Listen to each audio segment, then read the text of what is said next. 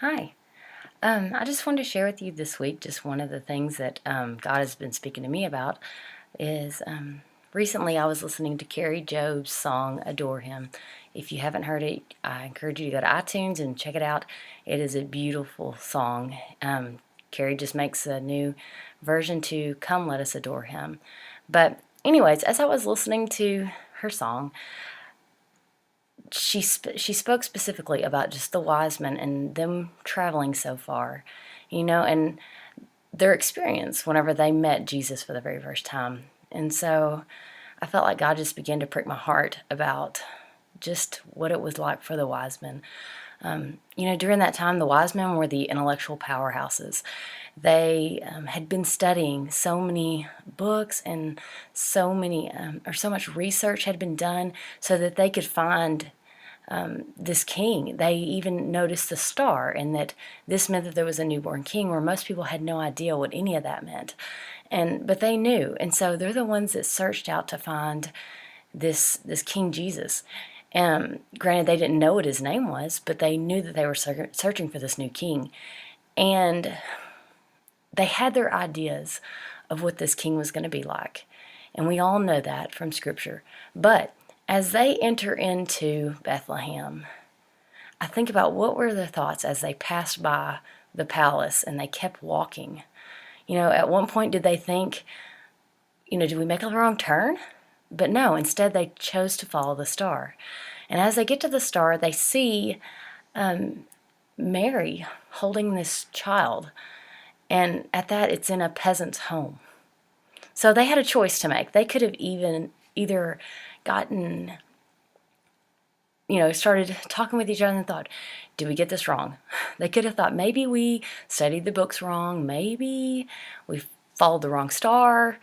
Maybe the star really isn't pointing over this house like we thought it was. Or they could have just gotten angry and thought that they had been fooled. Or maybe they weren't as wise as they thought they were. Who knows what they were actually thinking, but they could have thought some of these thoughts.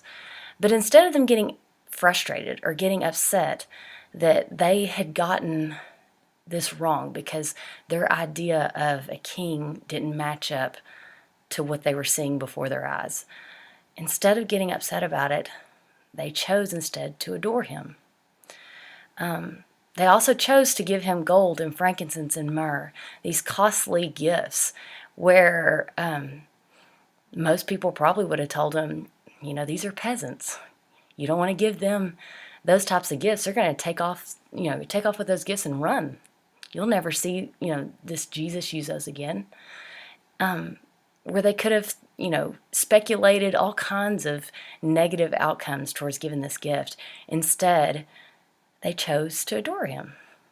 They went against what their flesh probably could have told them, or what their mind or what their intellect probably told them. They chose to adore him.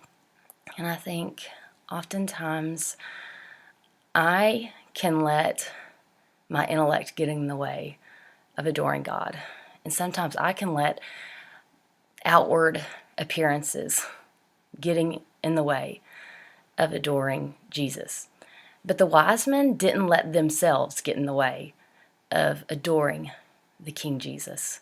And so I want to challenge you today, like I was challenged, to look at what might be getting in the way of adoring Jesus and to set that aside and to just say, Jesus, whatever my misperceived ideas are about you, just remove those so that I can adore you for who you are and for what you want to do in my life. So I pray that this Christmas season you'll be blessed, and I hope that you all have a Merry Christmas and that you would just adore Jesus this Christmas season. Have a great day.